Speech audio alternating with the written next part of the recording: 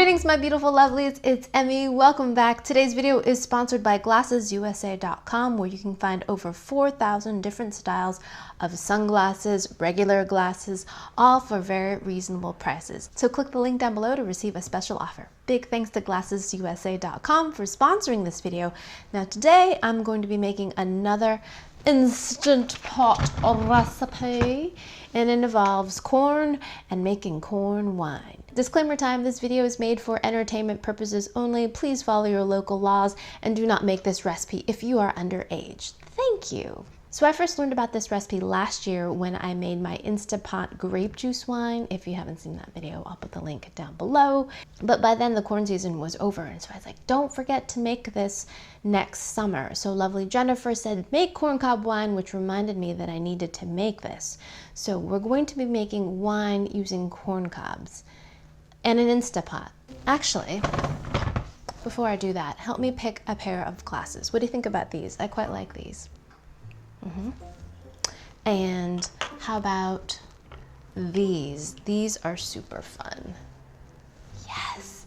Now what I love about this pair is that they include clip-ons, and they suddenly become these.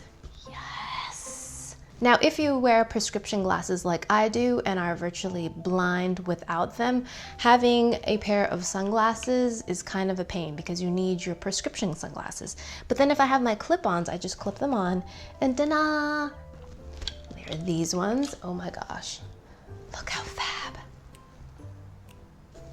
And then another pair of prescription glasses.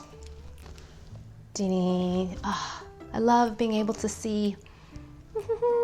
So GlassesUSA.com offers over 4,000 different styles of both prescription frames and sunglasses, including in-house styles and name brands. So one of the things that I really love about GlassesUSA.com is that a pair of prescription glasses is totally and absolutely affordable. A complete pair of frames and lenses start at $30. Love that. You can try them absolutely risk-free. You get 100% money-back guarantee within the first 14 days upon delivery. They have a tool called the virtual mirror where you can upload a picture of yourself and you can try any pair of glasses. And they have an app that's really, really handy if you have an existing pair of glasses, and you can scan them to find out what the prescription is on your old pair. And the best part is you can do this from the convenience of your own home. Absolutely love that. So click the link down below and receive a special offer from GlassesUSA.com. Big thanks to GlassesUSA.com for sponsoring this video. Now let me show you how to make corn cob wine.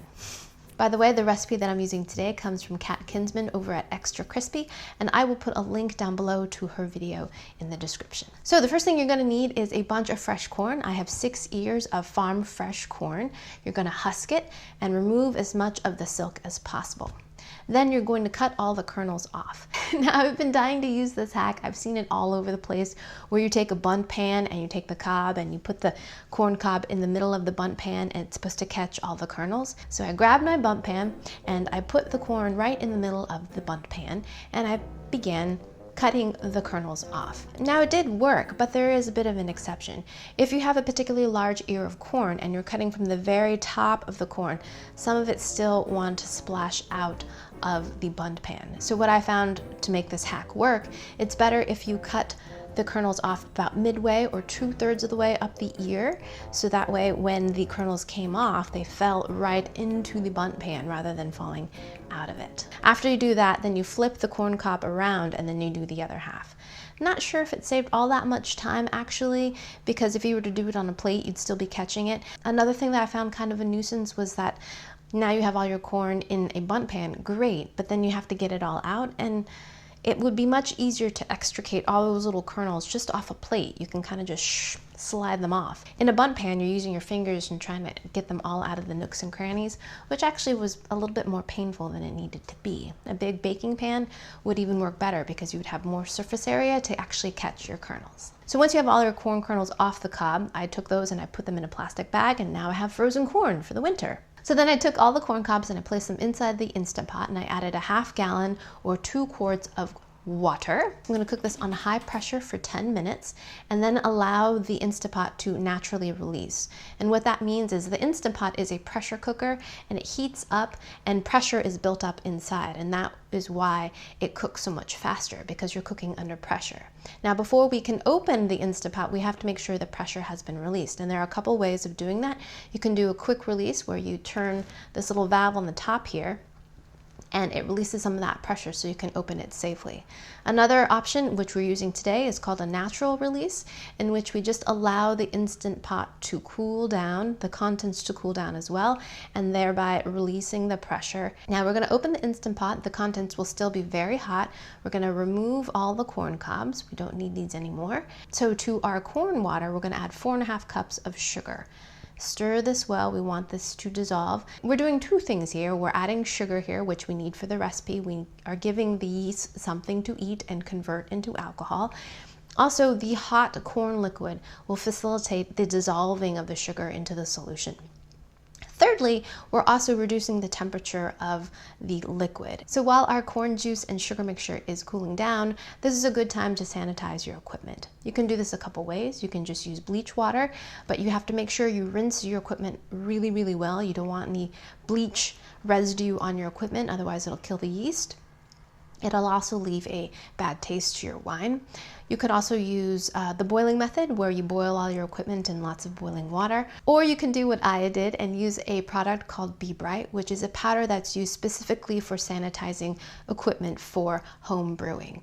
It's super convenient and I really like that. So you just take 1 tablespoon to 1 gallon of water, dissolve that, and then dip all of your equipment and then thoroughly rinse it with water, and you're ready to go. Now we're gonna let this sugar corn mixture cool down, and once it's about 100 degrees, it's safe to add our yeast.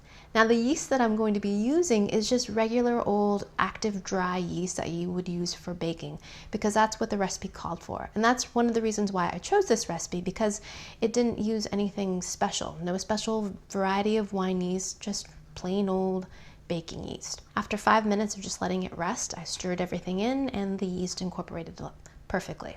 Next, we're going to take a strainer, which we've sanitized, and strain any little bits of corn silk out of our mixture. And then I poured it into 2 sterilized quart jars. Next, I took a little bit of cheesecloth, put that on top, and then placed the canning ring on top. And then you're going to put this in a cool, dark place for 9 to 10 days. And this has been 10 days, and you will get this corn cob wine. When I initially put this in my cupboard, it smelled of corn. It was very interesting. But now it just definitely smells like wine. A little bit sour too. I'm wondering if it's at all like vinegar. I guess we'll find out, won't we? So I'm gonna taste this 2 ways, with a wine glass and just a glass to see if there's any difference in taste based on the shape of the glass. Let's try the little glass first. Okay. I can see some bubbling going on here. Let me show you what that looks like. See the bubbles? Tells me that the fermentation process isn't quite complete, but it has been 10 days. It's a little cloudy. All right, let's give this a taste. Cheers. Oh, well then, it's still very sweet. Yeah. It tastes to me less like wine and more like beer. There's kind of a malty flavor to it, a little bit of acidity, definitely some corn flavor in there, which is odd, and very sweet.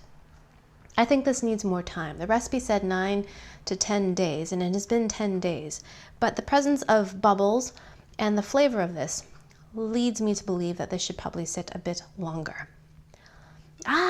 Not so sure I'm into the flavor of this. Yeah, the flavor of that doesn't really spark joy. Let's try it in a wine glass and see if it tastes any better.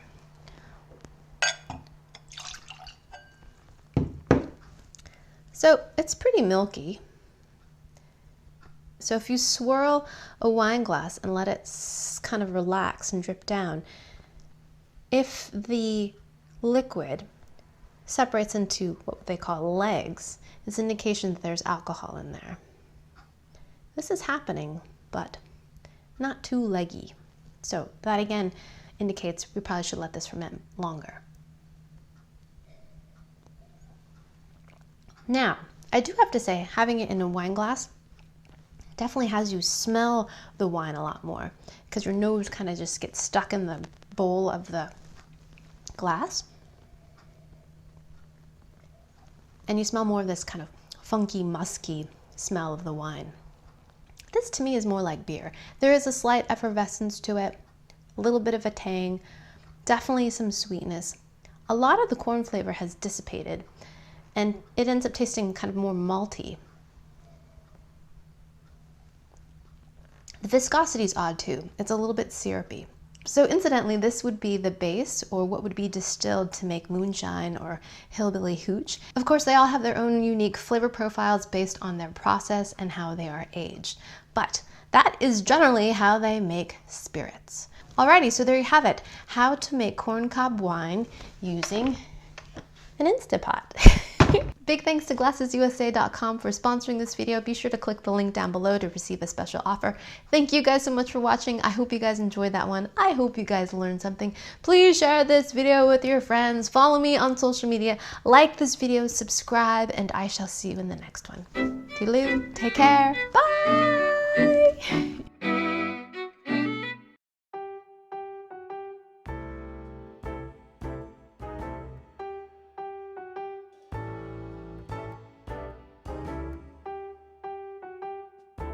Corn cob pipe and a button nose and 2 eyes made out of coal.